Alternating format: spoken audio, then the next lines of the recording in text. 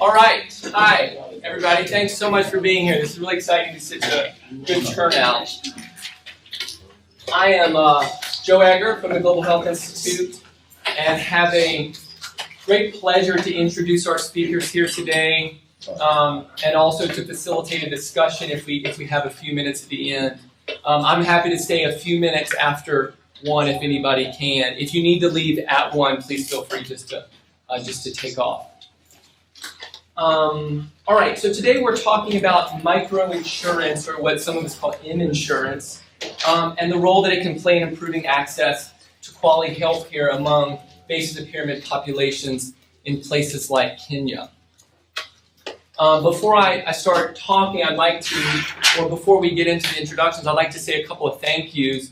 One is a big thank you to the Duke Seed Program, who has sponsored this work over the last year, which has been a collaboration between the Global Health Institute and others at Duke and Strathmore University in Nairobi. It's been a really fruitful, enjoyable collaboration. For anybody who doesn't know what SEED stands for, S-E-A-D, it's the Social Entrepreneurship Accelerator at Duke. It is a program, it's a 5-year collaborative program between Duke and USAID to try to better understand and support global health innovation in East Africa and in India. If you want to know more about SEED, please feel free to come talk to me afterwards or send me an email. I would also be remiss without thanking the Duke Africa Initiative, who sponsored this week's activities, including today's talk, as well as the talk that we'll be giving tomorrow at Fugwa. So thank you very much to the Duke Africa Initiative. Okay, so the format today will be, so we're a little low on time, so we'll try to speed it up a touch, but today will be part presentation and part panel discussion. So we'll invite our 3 speakers up independently to give a brief, about a 10 to 15 minute presentation each on some aspects of M-Insurance. And then I'll invite all 3 back up at the end and facilitate a discussion in a panel. Okay, so our 3 speakers have illustrious careers. I don't have the time to do them all justice, but I'll try to give a brief introduction for each. First up, we have Professor Jeffrey Moe. As many of you know, Dr. Moe is a professor of global health at DJHI and has been here full-time since 2015. He is also faculty at Duke Kunshan University in China. Prior to that, Dr. Moe is an executive in residence in health sector management program at Fuqua here at Duke. Dr. Moe is an expert on prescription drug policy and pricing and has authored a number of peer-reviewed articles, case studies, and white papers on prescription drugs and other areas of global health, including healthcare access and health systems strengthening, among others.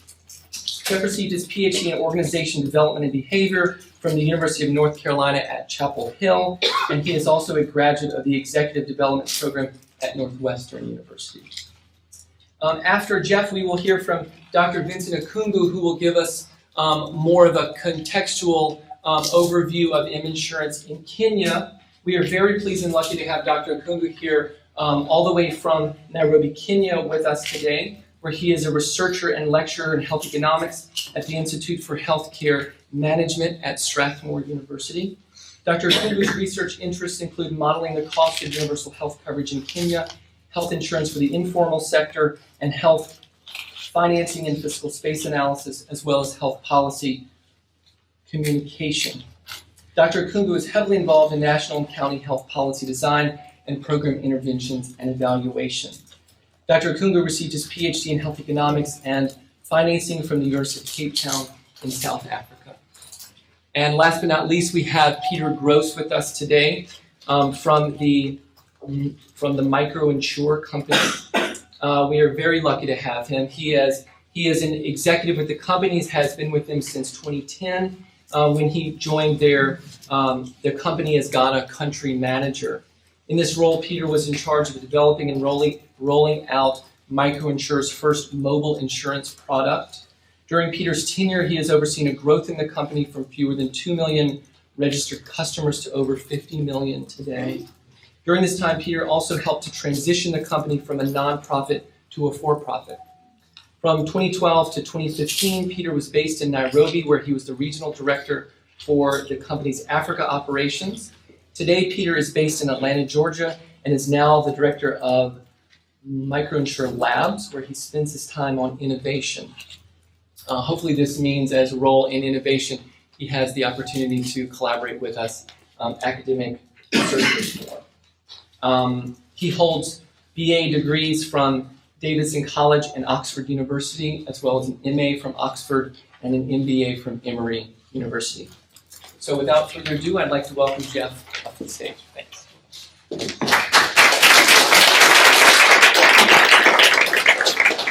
So I'll be quick so we can get to some other material right away, and I want to say right at the outset what a pleasure it's been to collaborate with Vincent and others at Strathmore. We have a long relationship at Duke with Strathmore Business School, and Peter's a new acquaintance, and I think there are lots of interesting opportunities for us to explore and learn about innovation in healthcare in low-resource settings and what those opportunities and what those risks are. So I'll start with this slide just to say that no less than our friend Jeffrey Sachs has argued that this little device, that if you're like me, this thing is never further than 3 feet from my person even when I'm asleep, and keeps track of things that frighten me. You know, it says, oh, well, I see you're now in such and such a city and you're dining somewhere, and starts interrogating me about what I want to do next. And I go, how do you know all that? He has argued that this is the healthcare innovation, the global health innovation of the 21st century. Now, it's early days. We're only 17 years into it, so we'll see what happens by the end of the 100 years. But there's no question that some of the things we're going to talk about, the notion of a mobile wallet, that through this device I'm able to carry money, which may be in terms of airtime, but I'm able to carry it with me. I may be able to create and behave as if I'm running a small business just with this device. I certainly can gather all kinds of information that can be sourced from all over the globe. And then I can also access, identify healthcare providers, know where their locations are. There are a variety of things that this provides to me. In terms of education as well, just this notion that we can access information on what's the best treatment or how do we take care of this sort of patient and so on. And then he's imagining the future where we could use these for microgrid electrification, transportation, energy, real-time data. It might be really important to me to know that there's been a rush to market of this kind of crop, and therefore I may want to wait if I can delay for a day or so because the prices might turn upward and so on. There are just all sorts of opportunities that this has created. But we didn't start there. And like most innovations, I would argue that when we first saw the advent or the introduction of these phones, we had no idea what would be the other opportunities and the other uses. So the first thing to think about, and this is actually an old slide, I was just showing a newer slide to Peter, that when mobile phones were introduced, one of the places that it was the uptake was quick was in sub-Saharan Africa, other low-resource settings, and what it did is it leapfrogged then past having to install landlines, and there are 10x the number of cellular capabilities than there are to landlines. So it, in effect, stopped that introduction and was supplanted by this. And so initially what we looked at is say, oh, here are all these really, really great things that could come from this little device. That it would make it easier and cheaper for me to research markets and to say, if I'm a farmer, gee, where can I get the best prices? If I look at the adjacent countries, I can get that information. It's easier for us to overcome illiteracy because I can also talk across these things rather than having to write. And in that sense, we make the markets more efficient. It also allows more coordination. If I've got a supply chain that's got a lot of different parts to it, they can coordinate their activity better. It generates employment, and we certainly feel that when you're in those countries that everyone is trying to give you a scratch-off card that you can add some more minutes. And if you're like me, I'm always jealous when I go to those markets that I can just take a SIM card out and put a new one in. Whereas in our market, they say, well, we'd like you to enter into a 2-year agreement and make it almost impossible for me to switch the thing out. Certainly does reduce risk because these are risky environments. And when you think about at the lower part of the resource setting or the people who are experiencing poverty, what are their risks that they're worried about? Well, obviously, if you're the primary breadwinner, I'd be worried about death. But I'm also worried about crop failure. I'm worried about personal injury and so on, which opens up and creates some of the opportunities that you're going to hear about in terms of insurance. It also, allows these devices for us to share more information about things I'm interested in, whether that's cost information. As you all know, I can call this an electronic device for healthcare. I can do a cheap and low-cost patient registry. It's fairly simple with this sort of thing.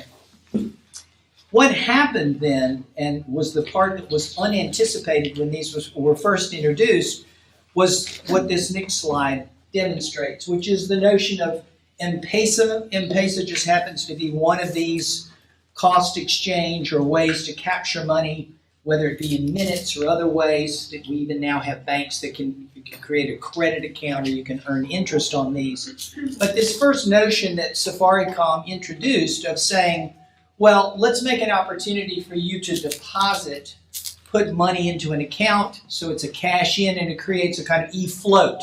This notion that I've now got credit, and it's in the ether there somewhere, but it's mediated through this phone, and that I can then take that money out. Well, what that did is then it eliminated the need for me to have a bricks and mortar banking relationship, which is the typical one most of us think of. Where's the Bank of America or where's Wachovia? Well, instead, what I can say is, now that I've gone to M-Pesa, I've made this deposit, and you can still do these electronically as well when you link it up with an account, then I've got this credit, and there are a lot of different ways that I can spend it, not least of which is remittances. So this notion that I'd like to send some money back or give some credit to someone else's account, that then suddenly introduced the notion of this is now a currency. It's a way for us to share value, and I think was what led to and created the opportunity for this next innovation we're going to hear about, which is M-Insurance. It has to rest on these two platforms as a way to reach out to customers. We'll hear more about the back end, the actual business of doing insurance itself. But it's the introduction of the phone, which was really a relatively new thing since 2002, and then these devices having these data capabilities and using it in the M-Pesa notion that allowed this next innovation that you're going to hear about to occur. I don't think we can anticipate exactly where the world is going, but I agree with Jeffrey Sachs. It is a marvel what we are now able to do with these, and the future is before us. So I'll let Vincent come up and say more about what we have seen in microinsurance and then lead us to MicroEnsure the case.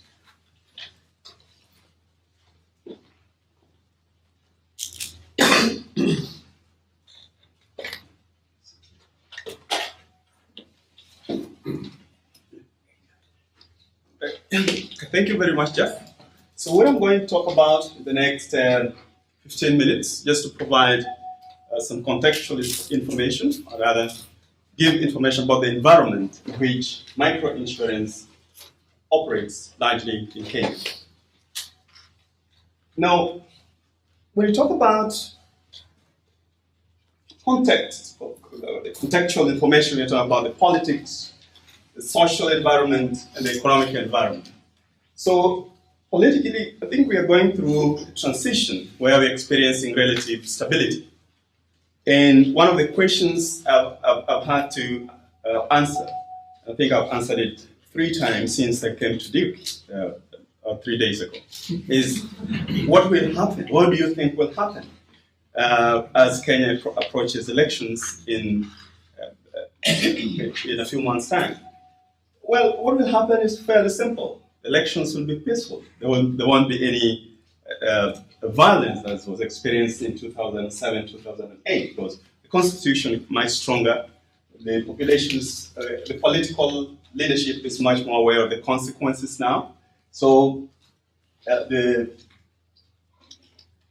environment is quite peaceful to allow for health sector reforms as the government has put in place. Now, The importance of peaceful environment, or rather political stability, is that it allows for national integration. So, and national integration is very essential to mobilize resources to finance healthcare, at least public resources, because it allows for social solidarity. People understand the need for redistribution, because a society's moral values is seen in the way it takes care of the vulnerable population among them. And it's important that we have political stability that allows for social integration, social solidarity, enhance, mobilization of resources to allow for proper healthcare financing. Now we are operating in the context of the evolution, the evolved system of governance, in which the health sector is one of the most evolved functions, and this has allowed counties to budget, or to budget for the health sector as they wish. I mean, they kind of now operate autonomously, as opposed to in the past where financing for healthcare was centralized. The central government had to disburse money across the country. But now the counties get their money, and it's up to them to decide how much to put into healthcare and how much to put into other sectors. So if you look at the financing across the counties, it shows different levels of prioritization by different counties. Now, the economic context is quite promising. We have had relatively stable economic growth at about 6% per year. Well, much higher than what America has experienced. But the problem is that this has not really translated into effective financing for healthcare. We've remained at about 6% of the national budget going into the healthcare for the past 10, 15 years. So the economic growth rate has not really translated into adequate financing for healthcare for various reasons that, well, sometimes the government argues that, the health sector is properly catered for by donors. I don't know.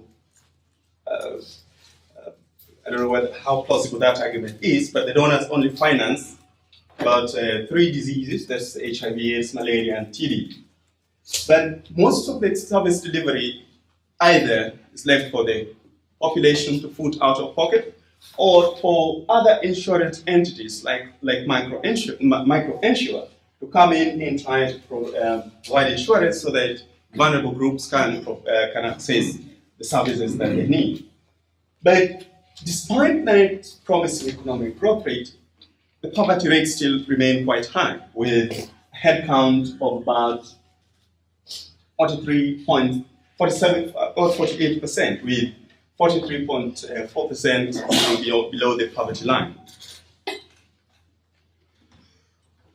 What that means is that when it comes to actively paying for healthcare, paying means microinsurance and so on, most of the population, like about 40% of the population in Kenya, will struggle to raise, say, for example, premiums to regularly pay for healthcare. And this has raised a lot of problems, because if you can't pay for healthcare, you can't afford it, the government is not providing it, then who will provide healthcare for the most vulnerable population? The environment is also characterized by very high unemployment rates, which is kind of relative, because there are a lot of people who work in the informal sector. They consider themselves employed. But the last time I assessed their views about their views about employment in the informal sector, 60% of them wanted to leave. So what I would say is that most of them consider themselves unemployed, and if they could find formal employment, they would definitely leave what they're doing in the informal sector to take up formal employment. Many others are quite happy working in the informal sector, where they're making, good money, what they would refer to as good money. So the informal sector, I would say, represents the bottom of the pyramid. If you look at this graph here, from the 1980s, the informal sector started to grow quite rapidly. You can see the red line there, the red bar there. So it was increasingly replacing the formal sector. And this was triggered by many things, global economic changes and some of the worst policies that were brought about by the IMF and the World Bank that saw the collapse of local factories and driven everybody into the informal sector. So you could see with this that the informal sector grew quite rapidly between 1986 to around 2014. If you do this modeling to the later years, which is really done, find that the formal sector, which is blue here, will be larger than the informal sector in 2062, other factors remaining constant. So we can't wait until 2062 to be able to provide healthcare for everybody, because I would say 99% of the formal sector here, the formal sector that was employed by the government and the private sector, have insurance coverage, and that's representing about 17% of the Kenyan population. For the informal sector, just about 1% has insurance coverage. By insurance coverage, I mean an alternative from funding by the government. No, the tax funding by the government to the health sector provides an insurance function, it serves an insurance function, but the amounts involved are too limited to provide all the services, all the necessary services that people need. So a lot of people have to purchase other insurance, especially in the formal sector, to be able to access the services that they need. So in this case, about 1% of the informal sector has insurance, and about 99% of the formal sector is insured. So with the poor financing, unemployment rates, high poverty rates, and so on, we've seen very poor social indicators. Although there have been improvements, especially on infant mortality rates, the problem still remains with the maternal mortality rates, which I think now stand at about 350 per 100 live births. Life expectancy is where it was in 1980, that is about 62 years. But that has been attributed to sharp increase in HIV between around 1984 to around 2005, when the situation kind of calmed down and life expectancy started to increase. But most of these, we have financing policies that have been put in place to, ensure that, the improvements in life outcomes, in health outcomes of the population. But most of these policies are very strong on paper and very weak in practice. Because if you look at certain good policies like the free maternity care, the government now has budgeted for 750,000 births per year. We have slightly over 1 million births per year, meaning the budget allocated is not enough. And what is allocated does not reach facilities on time, so it could be free, but you go to the facility and say, well, you have not received money, you just have to pay. The other thing is that most of this money lies with the ministry at the headquarters. And when they see the money lying about at the headquarters, well, we don't have anything to do with it. So anything can happen at the headquarters instead of it going to the counties. So there is a considerable lack of political will to ensure that policies work. There is also, what has been argued by the government as, well, the fiscal space is so small. I mean, we can't just tax the formal sector and the few industries we have to raise enough money to finance healthcare for everybody. I mean, it doesn't work that way. I mean, there is a lot of money in the informal sector. Some money in the informal sector. And you can use various indirect means to raise enough money to finance healthcare. I'm talking like that because I've done that kind of modeling. see how much resources can be raised from the informal sector. And it's quite realistic. There's some considerable amount that can come from that sector to help in financing healthcare. Only that there's no political will. The argument about lack of fiscal space doesn't hold much weight. Now, looking at that context, the result can be seen from three perspectives. The political culture, the economic and social policies that define the context of healthcare financing. What they have delivered is ineffective coverage or ineffective provision of health services. In other words, few people can actually help get the services that they need. So like 17% of the population have any substantive coverage. These are the people that can actually get the services without having to pay for them out of pocket. And most of these people are in the formal sector. And the tax funds that are put into the health system are not enough to provide needed services for most of the population. The other outcome is that the informal sector has become quite light because it's kind of the economic policies in place that, first of all, have not taken tangible steps. For example, trying to formalize labor in the informal sector, make sure that they can actually pay income tax, because a lot of them have a regular income that meet the income tax threshold. And less than 1% of that population has healthcare insurance. And I've talked about the below average healthcare financing. In other words, the government expenditure on health as a percent of total total government expenditure has always been below 7%. It was actually 11% in the year 2000, and then from that time, it has drastically come down. But with the counties coming in, the last time we assessed in 2013, the counties were only putting about 1% of their income into the health sector.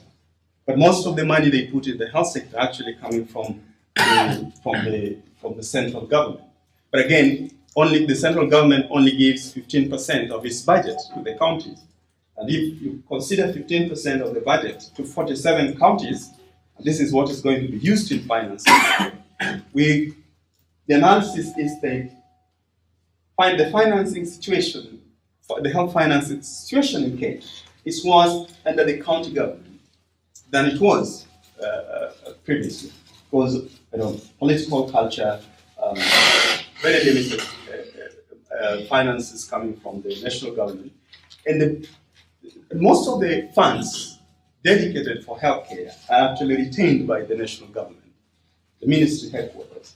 And if any of you has followed the Kenyan stories, there was a major scandal about involving money meant for maternity care, provision of ARVs, and other social provisions for the vulnerable population. So if money is lying there, they don't want to give it to the counties. That's the political culture we are talking about. And we have a total health expenditure. Because of that below average public financing, we have a total health expenditure per capita of about $77. Compare that to $8,000 per capita in the US. But again, the US is an outlier. So I wouldn't try to compare the two. But again, $77 per capita is not enough, as we speak, to provide free health, to provide adequate funding for the health sector. Now, talking about ineffective coverage, or rather poor coverage of services, poor population coverage, in other words, lack of health insurance, it has a lot to do with perceptions about insurance. The overall picture that the Kenyan population has is that insurance is good. Health insurance is good, they understand that is. But they won't take up coverage. And I think this is repeated in other contexts. The population is largely uneducated on health insurance. So and because the base of that pyramid is pretty young, they're risk averse. So why should I take insurance when the past 10 years I've never been to hospital? And then the existing schemes, whether public or private, are designed to encourage self-selection into those schemes. I'm most at risk, so I'm going to buy insurance. So that component of advanced selection has made the insurance entities a loss-making initiative. And the other thing that is critical, especially with the bottom of the pyramid, as I say, the informal sector is the bottom of the pyramid because it doesn't even have a constant income. And sometimes they might have a lot of money. And with the drought that has gone on for over a year in Kenya, a lot of them have been pushed into poverty because they've not been able to harvest crops, cows stop producing milk, and so on and so forth. But the question has always been, who is keeping that money? Is it the government? If it's the government, we are not enrolling. And that has provided some opportunities for more credible institutions, private institutions, to come in to provide insurance. Because if the government is going to keep the money, we are not going to enroll. So that has been the perception. Now, the outcomes, as I've talked about, ineffective coverage, a large informal sector population, poor financing of the health sector by the government, that's given up as a call for innovations that combines a financing strategy and technology to help in expanding coverage to populations within the informal sector. So, question that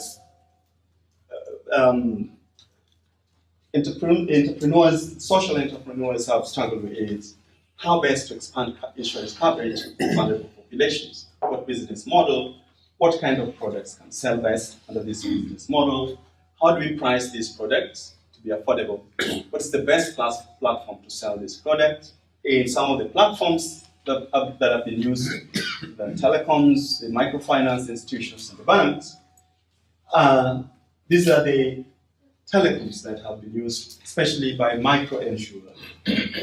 So the market leader is Safaricom, which controls about 66% of the market. And with 92% of all mobile transactions take place through Safaricom, that controls 65% of the market.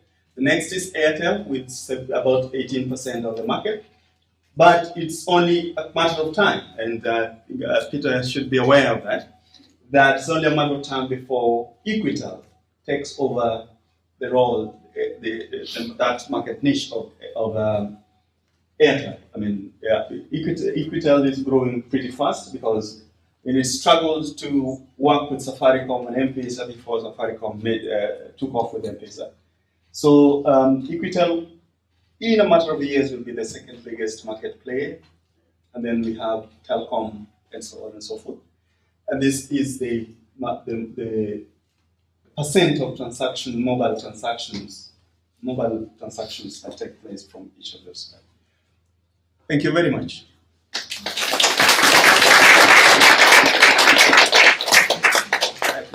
Thanks, Vincent. And thank you to Joe and Jeff and to Duke for having us at this event. I have a good relationship with Krishna and his group of innovations in healthcare as well. I actually think it's important for you guys to know that you're at the nexus of leading health policy, clinical care, and business innovation.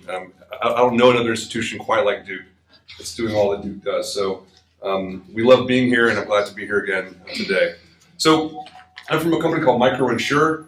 We have been around for 15 years. I'm based in Atlanta, but I'm on planes about 800 miles a day on average. And so you're welcome to have my job anytime you want it. But no, I've been in the company for 7 years, and I launched our mobile insurance products first in Ghana 7 years ago. And when I joined the company, I initially thought, great, this company's got some track record. We were kind of small at that point, about 1 million customers, 1.5 million customers. But it was we had a different way of thinking about it. And so our real insight as MicroEnsure is that people actually love insurance when it really works, especially people who frequently face risks. So those of us in this room today didn't wake up this morning worrying about What if the water's bad? What if the bus driver's crazy? What if my uncle up country gets sick? But 5 billion people around the world wake up every single day worried about the risks they face. And so it makes sense that because of the risks they face, they protect themselves from those risks in various ways. So the insurance policy you might have if you're a Filipino family is that you have a nurse working in Dubai sending money home. That's your insurance policy. If you're in Kenya, you have money under a mattress. That's your insurance policy. People face risks. They do protect themselves. And when a formal risk pooling product like insurance can help to distribute that, to mitigate that risk more effectively, well, people love it, but only if it works. The problem, of course, is that insurance sucks, right? I mean, everyone hates insurance, right? Because it doesn't work. And so our problem was, yes, in theory, good risk protection is valuable, and especially when it's for a population that faces risk, but it sucks. So what do? Well, I come from Atlanta, and there is a small beverage company in Atlanta that had a problem about 120 years ago as to how to create demand. See, insurance companies, as Vincent shared, just can't get people to pay these premiums, can't get people to kind of go down the pathway of becoming loyal insurance customers. Well, this beverage company in my hometown had a product that was great when you tried it, but the problem was getting people to try it in the first place because it looks like brown water in a bottle. How in the world are you going to get people to pay money for brown water in a bottle? Well, the answer in 1886 was to give it to them for free. And so Coke was the first company in the world to give away a free coupon because they knew you would never buy this brown water in a bottle if you saw it on the shelf. But they also knew that if you got a chance to try it and you saw how great it was, well, 120 years later, they've done pretty well. And so when I moved to Ghana, having been at Emory, which is basically funded by Coke, this was the model in my mind. This was the model in my mind. If Coke had to create demand, well, why don't we just do what they did a century later? So I said, I've got to give insurance away for free, and then I've got to make sure that our back office and everything else just works really well so that people have a great experience of it. So I think when they have a great experience of it, given that they know that they have this need, they will become customers. That was the premise. Now, how do I get people to get insurance for free? I don't want to be answerable to a donor, because in that case, I really am not serving Ghanaians or Kenyans or Nigerians or Indians. I'm really serving Seattle or Durham or Washington or New York. And I don't care about those folks. I really want to serve the end customers, the patients that I'm focused on. And so we went to work with telecoms and said, you know what? I believe the demand for really good insurance is so great on a latent basis that if I can give it to your telecom customers for free and you, the telecom, pay me for that service, then they will spend more with you than they would someone else. So the issue in emerging markets is that everyone's got 3 or 4 SIM cards. So it's not like here where you kind of have Verizon. In Kenya, everyone's got Verizon, AT&T, Sprint, and even T-Mobile. And you got Verizon for your wife, and AT&T for your girlfriend, and so forth. So you switch these SIMs out based on people that you call and network, based on promotions, and you just are switching these SIMs out all day long. And so our thought was, you know what, I bet I can get more wallet share for the telecom with free insurance than some other telecom's promotion on like free nights and weekends calls. Does that make sense? So we're kind of taking this risk that insurance can be this dynamic marketing kind of tool, right? And so this was a product that I launched with Airtel across Africa in 2013. You earn free hospital cash, life, and accident insurance worth up to $2,500 when you spend $2 a month on our network. And the more you spend on our network every month, the more insurance cover you get. Now the coverage lapses after 1 month. So you have to stay with our telecom, keep using us, at least $2 a month or more to get your free insurance. But hey, as long as you do that, you get 3 free insurance products. Once we do that, then we begin to build a market on a typical freemium model where we now say, look, you've seen that this product has gone out to millions of people. Claims have been paid so fast. We put claim stories on television and radio, and people say, wow, this happens. I mean, we pay claims on average on about 71, 72 minutes. So, we make sure that service really works. Now they say, oh, this really works, and it works for people like us, not the rich, which is who insurance has always been given to, but the average people. So then we come back to them and say, would you like to pay $1 a month, to double your cover? So we get, hundreds of thousands of people to buy that. And then we go from there to launch family covers and other in-health services, all kinds of things. So it's really just a market creation strategy backed up by a different underwriting and back office model that allows us to deliver insurance in new ways. So this is what we were able to achieve in about 18 months with Airtel Africa. We launched 8 markets in that time. It was actually 10 in another 6 months after that. And so we got to scale quickly, 8 million new customers. Although our launch in India with Telenor, we got 30 million customers in 11 months. So this slide is a bit less interesting now internally than it used to be. But anyway, this model got us to scale quickly.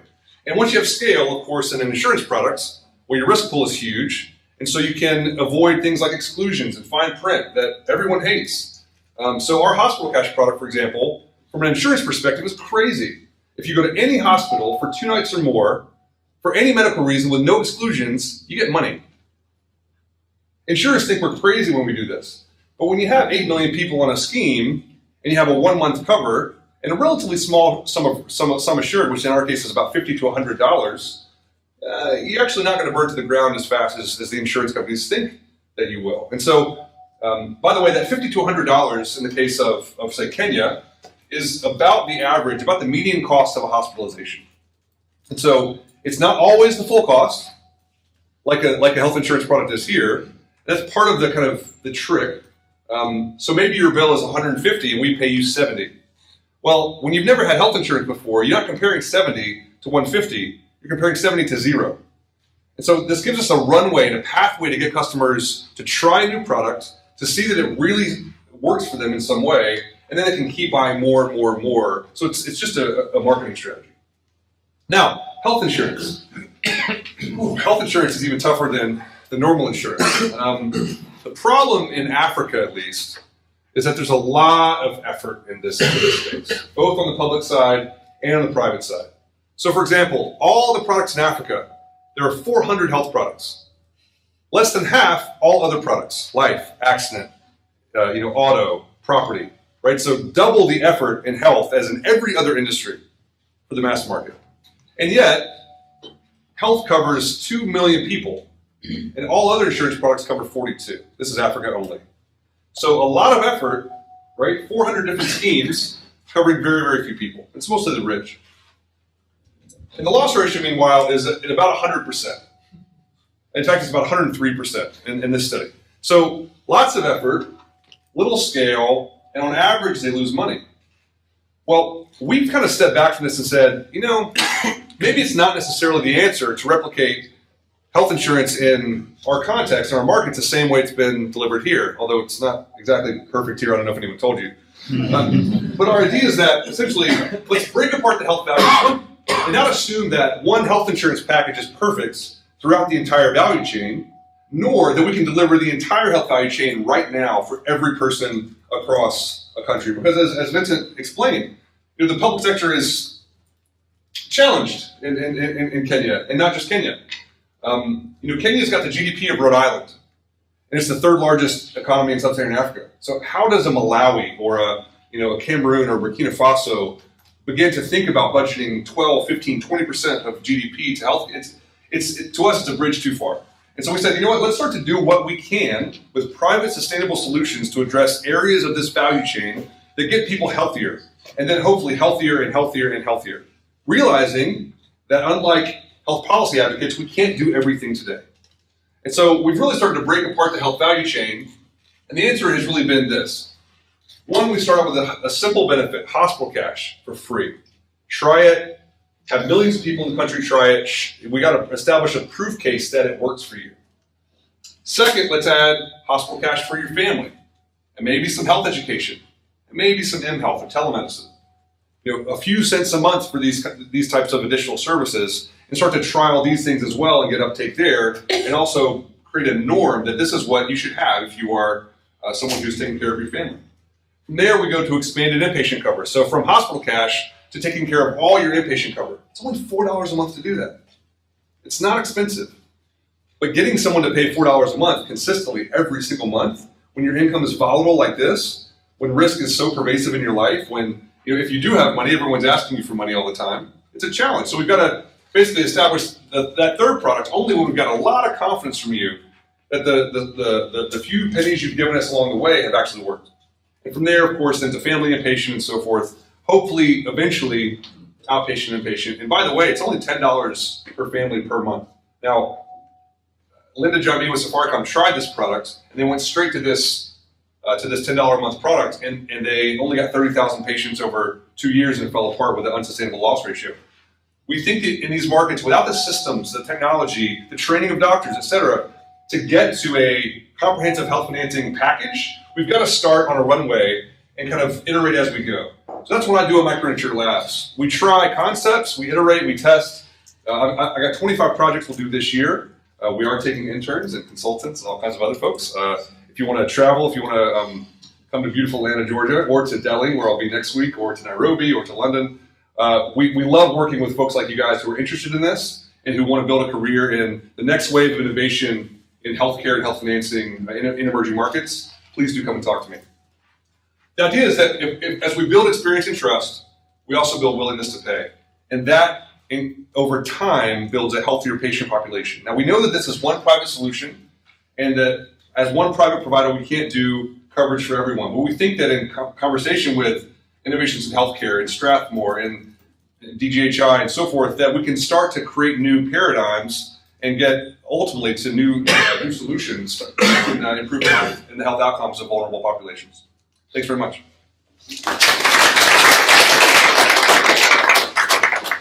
Okay, just as expected, we're about 15 minutes late. So if anybody needs to go, this would be probably a good time to go. Otherwise, I'm going to ask the speakers to come up and at least do a brief Q&A for you guys, so anybody who has burning questions can ask. So Jeff, Vincent, and Peter, if you can come up.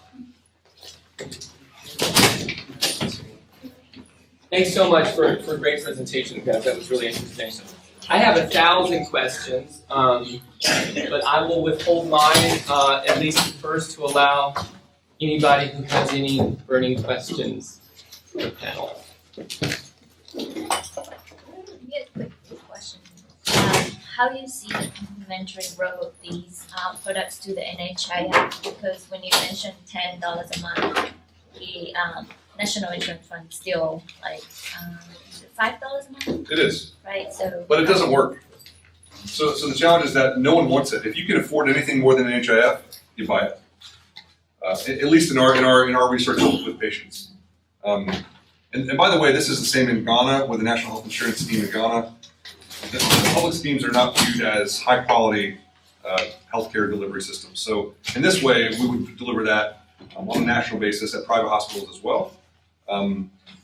However, I think that really by the time we get to that end point, we've established customer trust, and that relationship and that proof point hopefully will be a good competitor. Now, at the same time, I don't really like fighting governments, so I think that what would really happen at that fifth point is that there's a blended approach. Maybe we've delivered a model where we provided some back office support, some underwriting support to an NHIF and help them build a system that's much more robust. If I get to that point, I'll be very happy.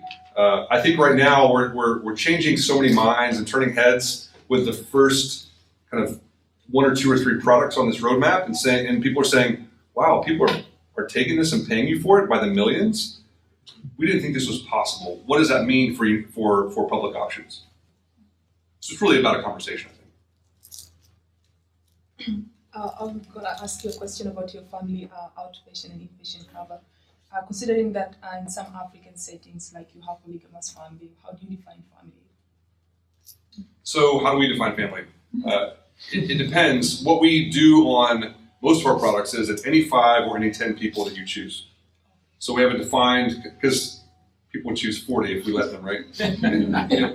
In terms of sustainable underwriting, we've got to be a bit more limited. If it's sort of a chief with 4 or 5 wives and they have kind of 25 or 30 kids, I recognize that that's not necessarily what I'm looking at that product. I'd love to get to that situation as well.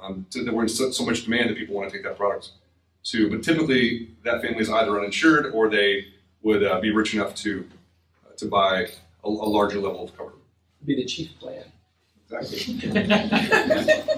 You're right to say that. So we make it very flexible. So we'll allow someone to call a woman his wife, even if she's not his wife. So that's important for us. And a lot of insurers don't allow that because they're finding reasons to screw people. We just don't think that that's really what you can do and build a market. I think the related question to yours, which I know Peter and I have talked about, and I would like for you to say more to this audience, is who do you make the payment to? So at this point, this would be certified health outlets that are either publicly funded, some privately funded. But ultimately, the value question comes up, or the quality question. Where do you allow those dollars to be spent? And I think that's another place where, as the market absorbs this, you've got a real opportunity, I think, to turn the market toward more quality or toward things that you value on behalf of your consumers. And that's an enormous opportunity that we could see in the future. What's your experience and how do you see that evolving? Yeah, one important part of our model is that we pay the cash to the patients. We don't pay the cash to providers. And that's wrong from all kinds of textbook approaches. And the reason we do that is that about 90% of the fraud in health insurance comes from providers. And I've had providers, at least in our markets, and I've had providers explain to me that they're fulfilling their Hippocratic oath by defrauding insurance companies. Mm-hmm. Why? Because they started out kind of moral and honest. And they submitted that claim for the treatment that they gave you, and the health insurance company came back and said, no, you did it on a Tuesday, and this is only allowed on a Monday, and all this kind of nonsense, right? And so they're like, well, fine. One experience with the health insurance company is all it takes to kick a doctor into defrauding health insurance schemes because the health insurance companies don't set up an honest system to start with. So it's all on insurers that this system exists, but providers are the ones that cause problems now. So we just avoid that. We pay the cash to the patients, which means they've got to settle their bill themselves. Remember the fact that we're not an indemnity scheme kind of supports that. And that just mirrors the way in which mass market people use multiple sources of income to pay for various costs in their lives. So we give the cash to patients on these first one or two products in this roadmap. And again, it's not perfect, but it's a heck of a lot better than nothing. So I think you said you have about 8 million people currently on the system. In Africa, yeah. And how many of them are paying the $1.50 a month right now? Yeah. So we've only rolled out that product in 4 of those markets. Okay. And what we expect is we'll get about 30 to 35% penetration. So people have got free insurance. So by kind of end of next year, we should be around 2.5 million people in just the Airtel scheme on paying for insurance. So there's a roadmap and you lose people. What our experience has been, though, is that the more they see that it works, so with that 2.5 million, can I grow that back to 8 or to 10 or to 15? I don't know. That's going to be several years. So is there any worry that you either are going to lose the bottom of the pyramid we were originally trying to target, especially once you get up to $4 and $8 or $10 a month, that you won't even be able to pay it no matter how much they want it? Yeah, so I would say that our target market is actually the middle 70%. So it's not the top 10 because that's targeted by traditional insurance companies. It's not the bottom 20 because if you're making, by the way, the 90th percentile in Kenya makes $10 a day. So this is not a rich person. But the bottom 20% are kind of at 70 cents, 80 cents, 90 cents a day. And we're not sure that that's a commercially viable population for us right now or for anyone. But there are donor funds to address those things. We can't do everything. You had a question. Yes, I was wondering, how do you ensure that the patients themselves are not defrauding you too, because they can come up with crazy bills. Kenya, Absolutely, there's yeah. something called River Road that does wonders. So I know River Road very well. how do you ensure that Yeah. you can prove that they actually did spend money? That's a very long conversation. Yeah. The short answer is we've developed a way in which we use both manual approaches and systems to give the same experience to the rural widow in Kakamega who just lost her husband. And she feels that she's had a very human conversation with our claims officer who's just talked to her about her tragedy. And then when her son on River Road hears how easy it was for mom to get the money, he makes the same phone call, and that same conversational process kicks him out of the system as a fraudster. Now, there are algorithms behind that, and there's a kind of black box of how we figure out demography and risk and all this kind of stuff. But the face of it looks like a human being to both claimants. There's a lot more behind that, so I'm happy to talk about that in more detail. Yes. Could the M-Pesa system be useful in a situation like that? Let's say you give the patient $10 and he's got to pay the provider or whatever amount, that money can only be used for that provider and they can't use it for anything else?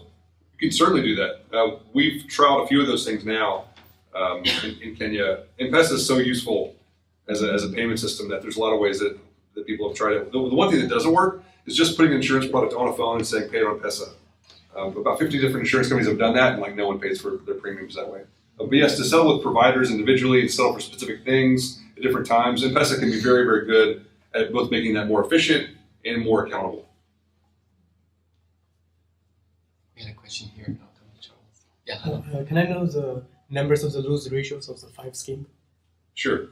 I'm sorry. Your 5 package. Yeah. So it varies. We're scaling up. The most recent numbers I saw. We're scaling up a product with One Acre Fund in Kenya. I don't know if you know them, but it's a health insurance scheme with them. Loss ratios are 59%. Our target is 50 to 70%. Below 50, I'm kind of worried about value to customers. Above 70, it's hard for the insurance company. So we have with the kind of scale that we get to, at kind of 1 million customers, you can then price the products efficiently after that year or year and a half, where the volatility kind of starts out like this and it kind of evens out. So once you're 18 months into a scheme, you can price it down to that. So you can make the loss ratio 70% on the nose once you get to millions of customers. So we're actually going through that process right now with kind of rebalancing premiums with underwriters. And in most cases, they're going down because loss ratios are more in the 40s and 50s range. I think the reason for that is that we price the risk without a lot of data and so the pricing of the insurance product was more about what the telecom was able to pay for the marketing benefit they got. So now we can come back and reprice the insurance risk and make it a bit more efficient. But yeah, 50 to 70 is our target. So just piggybacking on what Lillian has come up with, and think about quality, what a patient would actually define quality for. And here comes a variable of overuse, underuse. Are there things behind the scenes that basically are able to detect this? Because if I've got insurance, then I've got a right, and I've got access to it. So overuse, underuse, I don't know if there are things around that potentially would protect you as a business, but at the same time protect the behavior. It's a great question. Overuse is somehow constrained by the fact that it's not a full payment of your bill. So people are unlikely to overuse the health insurance when they aren't covering, when the health insurance doesn't cover all the costs. Underuse is the biggest problem. The extent to which mass market Kenyans, and this is consistent in other markets as well, are used to going to more expensive providers, getting higher quality care, and then making an insurance claim on the back end of that is still in its nascent phase. So actually our loss ratio problem in some markets comes from the fact that many people who are eligible for a claim don't make one. So in 3 countries right now with Airtel, we have an SMS campaign going out saying, have you been hospitalized recently? If so, call this number. And people call and they say, yeah, well, I signed up, but I don't know, you guys are a big company and I just kind of thought you wouldn't help me out. And so we've got to create that trust. We've got to create that awareness for people that it really does work. They might even sign up and still not use it. So it's funny, that's not the problem most insurers think we would have faced, but it's a reality when you're creating a new market where people are not used to a service. I'd like to actually interject and ask Vincent a question, and it's back to the NHIF conversation at the beginning. In your talk, Vincent, you mentioned the constitutional devolution of the government and the elections coming up, and I wanted to say or ask if you were in front of the MOH tomorrow and could say what you think, sort of the issue you think that in healthcare reform, and as we know in the U.S., healthcare reform it's very hard, but is there one thing you would advise that you think would facilitate this uptake of M-Insurance to the BOP in Kenya, or do you think it can't really be defined by one particular policy change? The M-Insurance is a voluntary initiative. And anywhere where insurance is voluntary, the uptake is very, the uptake can be very slow. unless the population are actually educated on the benefits. There is no alternative. They need insurance, but there is no alternative. So a policy that would allow for uptake of M-Insurance is, there could be sustained education of the public to take up insurance, voluntary insurance. But that is just if there is that, because what current constitution says is that everybody has a right to health, and the government should provide free health care for everyone.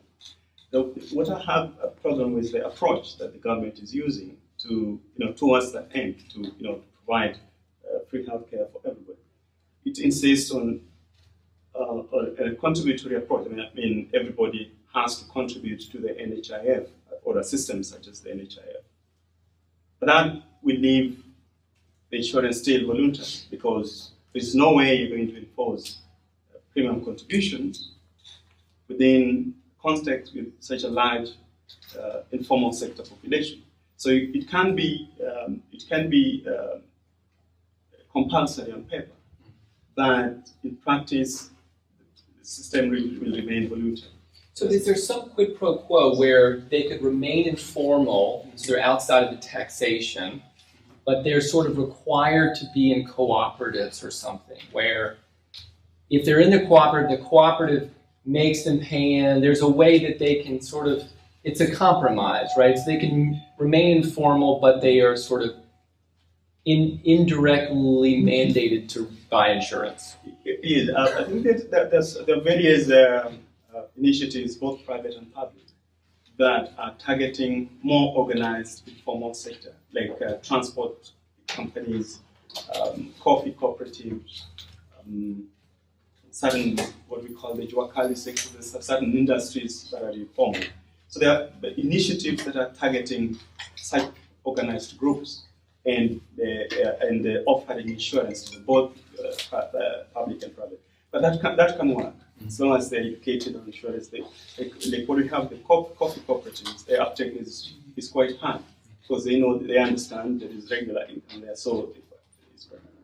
But that's a very small section of the informal sector. Okay. So the rest of the informal sector, it will likely remain voluntary, and it will come up with a policy that will encourage uptake when insurance is voluntary. Okay, how about a couple more questions? Peter? So if you're targeting the middle range of the population in Kenya, that would probably assume that most of those patients are going to the private sector for their health care. What percentage do you see are filing claims from the public sector? That's a good question. Vincent probably knows more about this than I do in terms of the kind of distribution of public and private facilities that say that $2 to $10 a day income level, which is sort of that middle 60, middle 70% are accessing. I don't know the answer to that, but I would imagine something that large would be mostly distributed, slightly skewed to public as a percentage of the distribution of healthcare delivered in the country. But I don't know. I mean, yeah, no, he's asking kind of would my market of people who earn kind of 200 to 1,000 shillings a day be accessing more public and more private facilities? I thought you have the numbers on that more than I would. In terms of service provision, it's almost 50-50. I think the public sector provides about 51% of services, and the private sector provides about 49% of the services. Now, the services that are provided in the private sector can be divided into two. There is the relatively high quality private sector, mainly accessed by formally employed or wealthier population groups. And there's also the private sector, more or less informal private sector, with sometimes have unqualified personnel. Traditional healers. So that's why I'm asking the question. Oh, yeah, we don't. So someone has to be on an NHIF accredited list as a hospital to get a claim with us. So they can't go to a traditional healer and get a claim paid. No, I'm not even referencing a traditional healer. Wouldn't the net effect of you being successful, which I certainly hope you are, would really continue the push towards privatization of healthcare in Kenya? It's a good question. I'm not sure. I don't think that pure privatization or a pure public approach will succeed in Kenya. I think there will be hybrid approaches and we'll learn from each other. I think there is an active dialogue. I don't think we're pushing the sector more private. But I do hear from low-income patients, mass market patients, that given the choice between a random public facility and a random private facility, they would choose a private facility. So there's a whole other conversation to be had about the quality of care delivered at public facilities, equipment supplies, drug supplies, and so that we're not in a position, I think, to weigh in on that. But I think it's everyone's goal that there's universal access to good healthcare. The ideal situation, if you look at countries where the private sector is predominant, a lot of people don't access healthcare because they can't afford it, or if they can't afford it, it has pushed a lot of people into poverty, or they use foreclosures. So privatizing healthcare is not a solution at all. But the ideal situation is that we have a government that is more focused on people who have lower ability to pay and the indigent population, while those who have the ability to pay, or richer classes, can actually access healthcare in the private market. That's the ideal situation. I think what may be lost on the audience is because we weren't able to have you read the three-part case and then there's a background reader. This is actually occupying a very small part of the space. They don't do the backroom stuff. In other words, the insurance itself is processed by someone else. The front end, which is the marketing, is this relationship with the telecoms. And the whole thing rests on a relationship to the health system, as good or as ill as it may be in this mix of public and private. So they're dependent on, or they're living within all these interdependencies. And so I think that, Peter would be happy if the public health system improved in quality. That might make people more confident, but if that innovation improvement needs to come to the private sector, he would accept that as well. It's just people need to have the provision of health care, and hopefully it's good health care because they're spending their hard-earned money and you're trying to process that claim. But it's a funny, small space. I'm interested, are you guys being tempted by backward or forward integrating to take over other parts of the space, or, It's a good question. It kind of goes to the healthcare value chain slide that I showed, where we're actually providing outpatient credit as a company now. That's a whole other conversation in health services. We do a telenovela style health education game where we basically talk about like sex and all kinds of crazy stuff just to get people to read our text about how to be healthier. So yeah, I do think that we're trying lots of things. Yeah, we're trying lots of things. Yeah, I mean, Cosmo gets read, right? So yeah, I think there's a lot of ways in which we as the private sector can stimulate conversations and identify opportunities for whether it's the public sector in Kenya or meso level, macro level healthcare finance organizations to look at innovation in new ways. We're set up for that. They might not be. Let's work together. Guys, this has been a very stimulating conversation. Please help me thank the speaker. That's it. I was trying to get through all of it so I could take questions. Questions?